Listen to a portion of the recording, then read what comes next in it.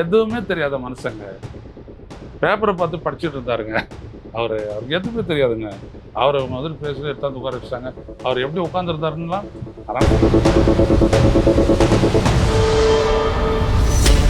ஒரு முடிவு வந்துருச்சு. அவர் 35% ஓட்டுன்றான், அவர் அலைன்றான். ஆனால் 108 சீட்டு தான்றான். இதெல்லாம் இவிஎம் வேறா.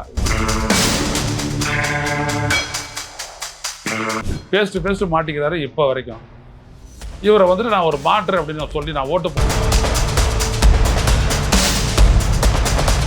இந்த நாட்டில் மட்டும்தான் கார்த்தி சொல்லுவான், முட்டாள தேர்தல் யுக புரட்சிட்டு. சாமானியர் போட்டு பாட்டு டான்ஸ் ஆடுறது பார்த்தீங்களா, ஒரு பாரதித்தர் படப்பாட்டு. குப்ப அரசியல் தான் தமிழ்நாட்டில் தான் நடக்குது.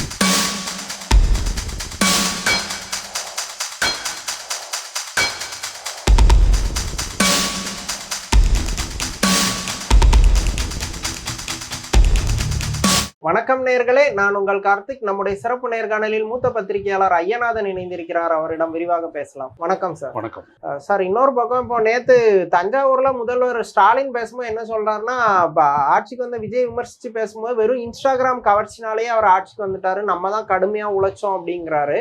அந்த விமர்சனம் கரெக்ட் தானே? அது விஜய் அண்டர் எஸ்டிமேட் பண்ணக்கூடியதா? இல்ல, Vijay underestimate overestimate விஜயே பண்ணாதுங்க. அவர் எங்க போய் குப்பையால தூக்கிட்டு போனாரு, முட்டி போட்டுலாம் நடந்தார். அவ்வளோ கான்ஃபிடென்ஸாக வருந்தார். அவர் ஒரு முடிவு வந்துருச்சு. அவர் 35% ஓட்டுன்றான், அவர் அலைன்றான். ஆனால் 108 சீட்டு தான்றான். இதெல்லாம் இவிஎம் வேறா. இதில் என்ன நடக்குது அப்படின்றதெல்லாம் நமக்கு தெரியவே தெரியாது. நான் தான் அது விரிவாக பேசியிருக்கிறேன். இதுக்கு மேலே மக்கள் இயக்கம் வாங்கினப்போ முன்னாடியெல்லாம் வாக்குச்சீட்டில் போடுவோம், வாக்கு எண்ணுவாங்க, சாயந்தரமாக தான் முடிவு தெரிய ஆரம்பிக்கும். எல்லாம் தெளிவாக இருந்துச்சு. இப்போ அப்படி இல்லையே. பொத்தான அழுத்துறோம், ஓட்டு விழுந்துச்சுன்னு சொல்லிட்டு நம்மளே வந்துடுறோம். அவ்வளோதான். அது எங்கே விழுந்துச்சு, எங்கே போய் சேர்ந்துச்சு, ஏதாவது எவிடன்ஸ் இருக்குதா உங்களுக்கு? நீங்கள் அதிமுக ரெட்டையில போடுறீங்க, அதிமுக வேட்பாளர் கணக்கில் தான் அந்த ஓட்டு போச்சுன்றது உங்களுக்கு ஏதாவது எவிடன்ஸ் இருக்குதா? இல்லை, விவிபேட் வருது, அதை எண்ணுனாங்களா? எண்ணணும்ல அந்த சீட்டை. என்றன்னு தானே சொல்லிட்டு அதை இன்ட்ரோடியூஸ் பண்ணாங்க. என்றாருங்களா அதை? இப்போ அத்வானி உயிரோடு தான் இருக்காரு. கேட்டு பாருங்க என்ன சொன்னாங்க 2013 உச்சநீதிமன்றத்தில் தேர்தல் ஆணையம் எண்ணி முடிவு அறிவிப்பேன் தான் சொன்னான். எங்கே அறிவிச்சான், எங்கே எண்ணா? அப்ப இதுல இருந்து தெரியல, இது திருட்டு தானே அப்படின்ட்டு. ஆனா பெரிய அரசியல் கட்சி ஏங்க, நான் போடுற ஓட்டு நான் இந்த சின்னத்துக்கு தான் போட்டேன் அப்படின்னு காட்டுறதுக்கு ஒரு இன்ஸ்ட்ருமெண்ட் வேணுமா? ஏன் இங்க கண்ணு தெரியலையா எனக்கு? கார்த்திக் அழுத்துறாரு, அங்க ரெட்டையில இருக்கிறது அவர் தெரியாதே அழுத்துறாரு பட்டனை. வேட்பாளர் பேரு ப்ளூ பட்டனு, கார்த்திக் அழுத்துறாரு. வேட்பாளர் பட்டியல் ரெட்டையில ப்ளூ பட்டனை கார்த்திக் அழுத்துறாரு. தெரியலையா அங்க கண்ணுல? அங்கதான் தெரியுதா? அது என்றதுக்காக தான் அது கட்டாயம் விழுது சீட்டு. எண்ண வேண்டியதானே அது. ஆனா பெரிய அரசியல் கட்சிகள் யாருமே அதுக்கு எதிர்ப்பு, எல்லாரும் கேஸ் போட்டாச்சுங்க. 40க்கும் மேற்பட்ட வழக்குகள். ஒரு பெரிய அளவுல எதிர்ப்பு தெரிவிக்கல. உங்களுக்கு தெரியலன்னு சொல்லுங்க. 40 வழக்குகளுக்கு மேல போட்டு உச்சநீதிமன்றத்துல மண்டைய உடைச்சிங்க. அதை குறைய பண்ணது அவன் அப்படியே தேர்தல் ஆணையம் சொல்றதெல்லாம் ஆமா ஆமான்னு சொல்லிட்டு ஆமாஜாமி போடுறான் உச்சநீதிமன்றம். என்ன பண்ண முடியும்? இங்க கேள்விக்குறி ஆகிறது வந்துட்டு மக்களுடைய வாக்குரிமை. அதான் சொல்ல வரேன். இப்ப நான் அந்த கேள்வி கேட்டா உங்களுக்கு பதில் இருக்கா? நீங்க போட்ட ஓட்டு உங்க வேட்பாளருக்கு தான் போச்சுன்றதுக்கு என்ன அர்த்தாச்சு? அவ்வளவுதான். இது எண்ண மாட்டேன். அப்புறம் என்ன இருக்குது? எப்படி அதிமுக ஒரு பெரும் தோல்வியோ அதே மாதிரி திமுகவுக்கும் இது ஒரு பெரும் தோல்வியா தான் அமைஞ்சது. திமுக பெற்றதுதான் பெரிய தோல்வி. ஏன்னா ஆட்சியில் இருந்தாங்க, நிறைய சாதனைகள்லாம் செஞ்சாங்க, எல்லாம் பண்ணாங்க, ரொம்ப எதிர்பார்த்தாங்க. ஆனா பெரிய அடி அவங்களுக்கு தானே. 55 லட்சம் ஓட்டு அவங்களுக்கு வந்து குறைஞ்சிருது. எப்படி அது? ஸ்டாலின் தொகுதியில போன முறை 1,05,000 ஓட்டு வாங்கியிருக்காரு எதிர்கட்சி தலைவராக இருந்த போது. இப்போ அந்த தொகுதி எப்படி பண்ணியிருக்காருன்னு எல்லாருக்கும் தெரியும், உலக அளவில் தெரியும். இப்போ பார்த்தீங்கன்னா ஒரு 74,000 ஓட்டா குறைஞ்சிருக்குதான். எப்படி குறையும்? சே, எவ்வளோலாம் நல்லதெல்லாம் பண்ணக்கூடாது ஸ்டாலின் அப்படி சொல்லிட்டு போயிட்டு பாபுக்கு ஓட்டு போட்டாங்களா? மனுஷன் அப்படின்னம்னா இப்படிதானே யோசிப்பான்னு இருக்குது. இது புரியவே இல்லையா? அது எல்லாம் நல்லா செஞ்சிருக்கிறாரு, எல்லாம் நல்லா தான் செஞ்சிருக்காரு, நான் விஜய்க்கு ஓட்டு போடுறேன் அப்படின்னு நான் சொல்லுவாங்க. இல்ல, ஆனா மக்கள் நிறைய பேர் ஒரு மாதிரி சரி ஃபர்ஸ்ட் டைம் விஜய் வராரு ஓட்டு போடுவோம் அப்படிங்க. நீங்க உடம்பு சரியில்லை, உங்களுக்கு தொடர்ந்து அது சளி இருந்துகிட்டே இருக்குது, டாக்டர்கிட்ட போறீங்க, சரியாகல. சரி, வேற ஒரு டாக்டர்கிட்ட போறீங்க, அவர்கிட்டையும் பார்க்குறீங்க, சரியாகல. சரி, தொடர்ந்து டாக்டர்கிட்டையும் போயிட்டு இருக்கிறோமே, ஒரு என்ஜினியர்கிட்ட போகணும்னு போவீங்களா? அது போக மாட்டாங்க. ஆனா இந்த விஷயம் இல்ல, இந்த ரெண்டு அரசியல் கட்சிகளுக்கு இருக்கக்கூடிய அனுபவம்னா, இந்த 2 அரசியல் கட்சிகள் விட்டு ஒண்ணுமே தெரியாத, மண் அரிப்புக்கும் மீன் அரிப்புக்கும் வித்தியாசம் தெரியாதவர் பேஸ்ட் மாட்டிக்கிறாரு இப்போ வரைக்கும். இவரை வந்துட்டு நான் ஒரு மாற்று அப்படின்னு சொல்லி நான் ஓட்டு போட்டேன்னு சொன்னேன்னா அவன் என்னன்னு சொல்றது? ஆனா மக்கள் அப்படி மனநிலையில தானே இருந்தாங்க. அப்படிலாம் மனநிலையில எல்லாரும் இருந்திருப்பாங்களா? நீங்க யோசிச்சு பாருங்களேன். அப்படியே 1,10,000 பேர் போயிட்டு ஓட்டு போடுறது அளவுக்கு அவ்வளோ பேர் அங்கே முட்டாளா இருப்பாங்க. புரியலைங்க எனக்கு. அப்படின்னா தமிழ்நாடு ஃபுல்லாக அந்த முட்டாள்தனம் இருக்கணுமே. தலைநகரமே இந்த போடு போடுதுன்னா அப்புறம் ஊர்லலாம் போட்டு விஜய் 200 இடத்துக்கள்ல வந்திருக்குன்னா அதே 108ல் வந்து நின்றுக்குச்சு. இங்கே வந்துட்டு அது ஷைனிங், இங்கே வந்துட்டு பார்த்தீங்கன்னா அது பளபளன்னு இருக்குது. அங்கே நாகப்பட்டினத்தில் பார்த்தீங்கன்னா பள்ளி இழுக்குதே. அது எப்படி? அங்கே வாங்கின ஓட்டு நிச்சயமா, அங்கே வாங்கின ஓட்டு நிச்சயமா. அங்கேயும் தான் ரசிகன் இருக்கிறான். அங்கேயும் தான் இதே கேள்வி இதே பொம்னாட்டிகள்லாம் இருக்கிறாங்க. அங்கேயும் ஓட்டு போடலாம். அந்த மாதிரி எடுத்து பாருங்க. தான் பேஜ் பை பேஜை வச்சிருக்கிறேன் எல்லாத்தையுமே. எப்படி அப்படின்றது உயர் சமூகம், உயர் நடுத்தர வர்க்கம் இருக்க சம்பளம் லட்சக்கணக்கில் சம்பளம் வாங்கிட்டு கார்ல எல்லாம் போய்கிட்டு ஃபிளாட்ஸில் இருக்குதுங்களே, அதுங்க இறங்கி வந்துட்டு விஜய்க்கு ஓட்டு போட்டுருது. நல்லது நடக்கணும்னா ஓட்டு போட்டுருது விஜய்க்கு. விஜய் நல்லா டான்ஸ் ஆடுவார் இல்லையா, டூ போட்டு சண்டை போடுவார். அவர் எப்படிங்க ஆட்சி நடத்துவார்? அவர் வீட்லேயே அவர் தனியாக தானேங்க இருக்கிறாரு. அவர் எப்படிங்க வந்துட்டு வெளியில் ஆட்சி எங்க யோசிக்க மாட்டானா ஒருத்தன்? இப்படி அரசியல் யோசிப்பாங்க இல்ல, மக்கள் அவ்வளவுதான் யோசிச்சிருக்காங்க இல்லைங்க. இது மக்களை நம்ம தப்பா எடுத்துக்கிறோன்ற நானு. இது அப்படி கிடையாது. வேற ஒரு இடத்துல சூழ்ச்சிட்டான். இதெல்லாம் காரணமா சொல்றாங்க. புரியுதுங்களா? அப்படிதான் இப்ப போயிட்டு எல்லாரையும் ஐயோ என்ன இது இப்படி ஆகி போச்சு அப்படின்னு அதே தொகுதியில் உட்காந்து அழுவாங்களா? இல்ல, அதுதான் ஸ்டாலினும் சொல்றாரு. நிறைய பேர் வந்து ஜெயிக்க மாட்டாரு சும்மா போடுமேன்னு நிறைய பேர் போடுறாங்க. அப்படிலாம் எப்படிங்க ஓட்டு போடுவாங்க? நாங்க அது கதையா இருக்குது. ஸ்டாலின் சொல்லிட்டு யார் வேணாம்னு சொல்லிட்டு இப்படிலாம் எதுவுமே கிடையாதுங்க. மக்கள் மத்தியில் நானும் தாங்க இருக்கேன். எனக்கு 70 வயசு ஆச்சு. நானும் பார்த்துட்டு தாங்க இருக்கேன். சும்மா அப்படிலாம் மக்கள் ஏமாத்துறவங்கலாம் கிடையாது, ஏமாறுறவங்களும் கிடையாது. இது எல்லாம் ஒரு ஹைப்பை கிரியேட் பண்ண வேண்டியது. கிரியேட் பண்ணிட்டு இந்த மாதிரி ஒரு வேடிக்கை காட்டிட்டு இவிஎம்ல எல்லாத்தையும் சூழ்ச்சிட்டு இதான் காரணம், மக்களை முட்டாள் தானே சொல்றாங்க கடைசியா. ரிசல்ட் நீங்க கூட்டி கழிச்சு பார்த்தீங்கன்னா மக்கள் முட்டாளு அப்படிதானே வருது. ஸோ முட்டாள்களுடைய வாக்குல ஒரு சிஎம் ஆயிருக்காரு அப்படிதான் கணக்கு வருது. அப்படியாது அந்த மாதிரிதான் விமர்சனம் வைக்கிறாங்க மக்கள். அது வசதியா வைக்கிறாங்க. அதான் பத்திரிகையாளர்களே சிலர்லாம் இருக்கிறாங்களா, அவங்களாம் கருத்து கணிப்பு எடுக்கிறோம்னு வச்சுக்கோ கார்த்தி, 15% ஓட்டு ஒருத்தர் கிடைக்கும் அப்படின்னு நம்ம சொல்றோம். ஓவரால் ஆவரேஜா அவர் 20% ஆகலாம், 12% குறையலாம். 35% எல்லாம் ஆகவே மாட்டாரு. நடக்கவே நடக்காது. ஏன்னா கணிக்கிறவங்க அந்த அளவுக்கு ரொம்ப உஷாரா கணிப்போம். சார், இப்போ இது வரைக்கும் டிஎம்கே எதிர்கட்சியா இருந்திருக்கு, இல்ல ஆளுங்கட்சியா இருந்திருக்கு. எதிர்கட்சியா இருக்கும்போது ஏடிஎம்கே இருக்கும். அவங்கள எதிர்த்து அரசியல் பண்றதுக்குன்னு அவங்களுக்கு ஒரு டெம்ப்ளேட் ஃபார்மெட் இருந்தது. எதிர் அரசியல் பண்ண முடிஞ்சது.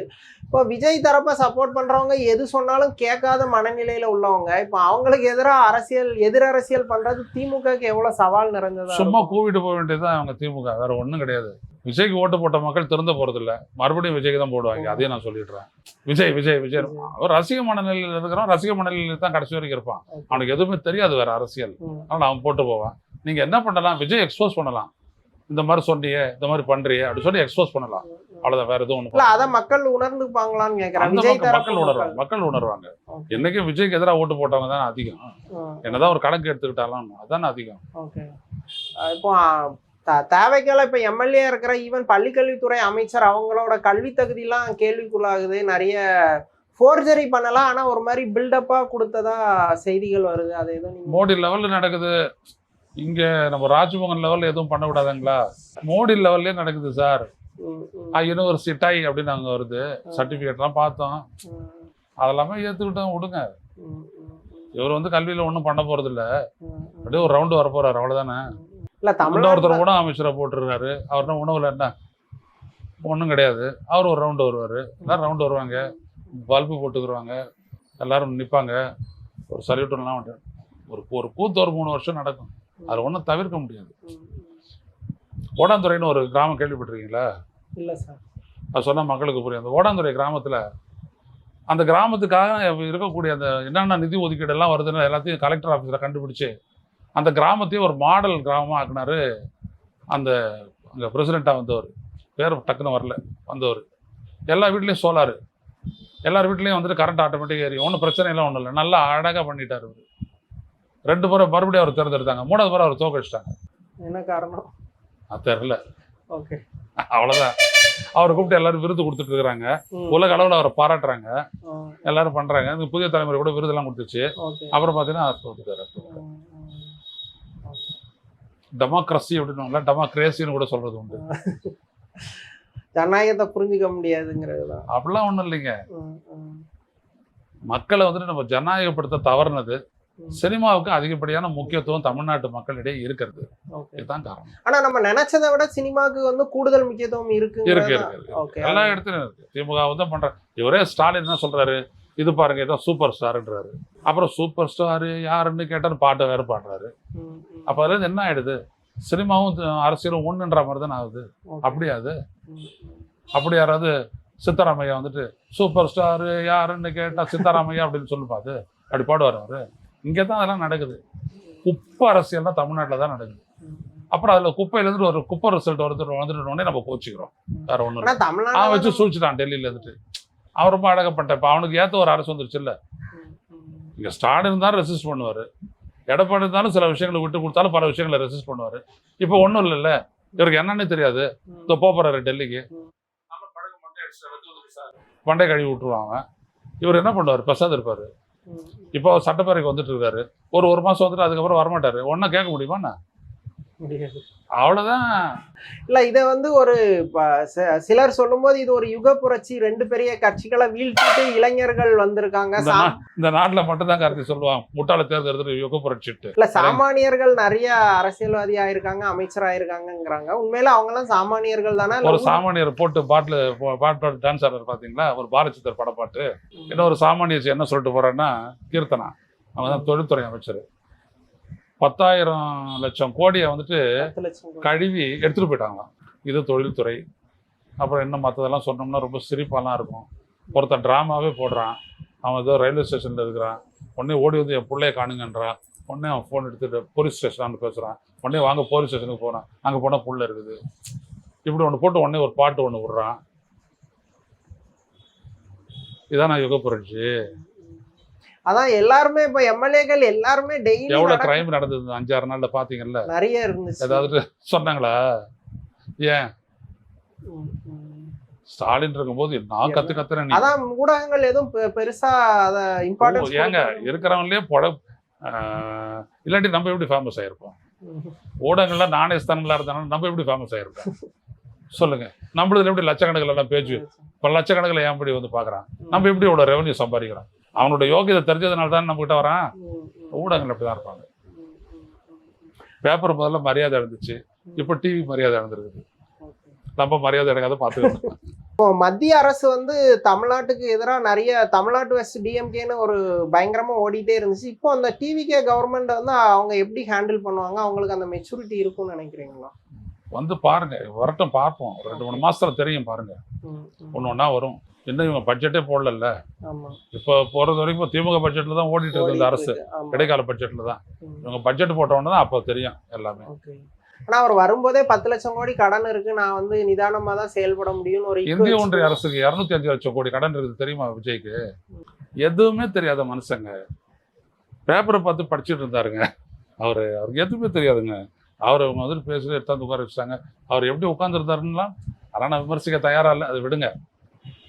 சீஃப் மினிஸ்டர் பார்ப்போம் என்ன நடக்குதுன்னு பார்ப்போம். செங்கோட்டையனுடைய டேலண்ட் என்னன்னு தெரியும். அவர் தான் நிதி அமைச்சர். பார்ப்போம் என்ன பண்றாரு. இப்போ சிவி சண்முகமும் வேலுமணியும் பொதுக்குழு கூட்டணும்னு ஒரு மாதிரி ப்ரெஷர் பண்றாங்க. பொதுக்குழு உறுப்பினர்கள் நிறைய பேர்கிட்ட கையெழுத்து வாங்கிட்டதா சொல்றாங்க. அவங்களால ப்ரெஷர் போட்டு பொதுக்குழுவை கூட்ட வைக்க முடியுமா? தெரியல. அது எவ்வளவு பேர் அவங்க கையெழுத்து வாங்கியிருக்கிறாங்கன்னு தெரியல. அதை வச்சுட்டு இவர் ஏத்துக்குறாரான்னு தெரியல. நான் தான் தேர்ந்தெடுக்கப்பட்டவன், நான் தான் முடிவெடுப்பேன்னு அவர் சொன்னாரோ, இல்லாட்டி நான் கூட்ட மாட்டேன்னு சொல்லிட்டு அவைத்தலைவர் சொன்னாரோ, என்ன பண்ண முடியும்? நீதிமன்றத்துல போய் ரெமிடி வாங்குறது அந்த மாதிரியான நீதிமன்ற ரெமிடி எப்படி கொடுத்ததுன்னு நீங்க கடந்த காலத்துல பாத்துருக்கீங்களா? அதிமுக பிரச்சனையில் எப்படி இல்லை? சசிகலா நடராஜன், அப்புறம் ஓபிஎஸ், அப்புறம் கேசிபி, அப்புறம் இந்த மாதிரி எவ்வளவு பேர் போயிட்டு அடிப்படை வழக்குகள் போட்டாங்க. எதுலையா தீர்வு வந்துச்சு? இல்ல. நீதிமன்றம் என்ன பண்ணும்? நீங்க பேஸையே விட்டுட்டீங்க. நீங்க அதிமுகனுடைய பேசிக் பைலாவே விட்டுட்டு தான் எல்லாம் நடக்குது. அதுக்கு தான் அவங்கள போயிட்டு வழக்கு போட்டாங்க.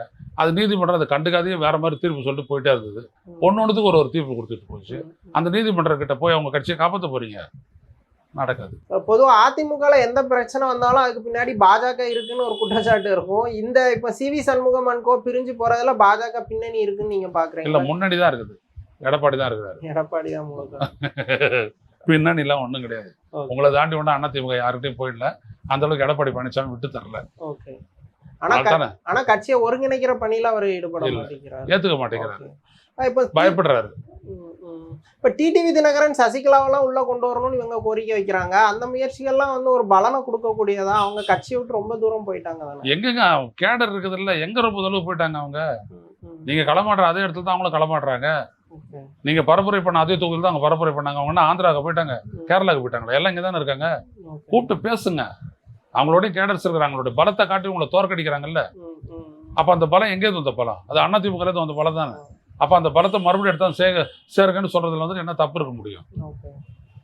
நெருடல்கள் இருக்கலாம், ஆனா செய்ய முடியுமா? சாத்தியமா இல்லையா? ம், ம், ஆ. ம், ம். ஆனா அதுக்கு எடப்பாடி பழனிசாமி அவரோட தலைமையை விட்டு தரதுக்கு திறந்த விட்டு மனது. தரதெல்லாம் அப்பாற்பட்ட பிரச்சனைங்க. அப்படி வரவே ஒண்ணு வராதுன்னு நினைக்கிறேன் நான். ஓகே. இவர் கூட்டினார்னாலே போதும். ம், ம், ஆமா.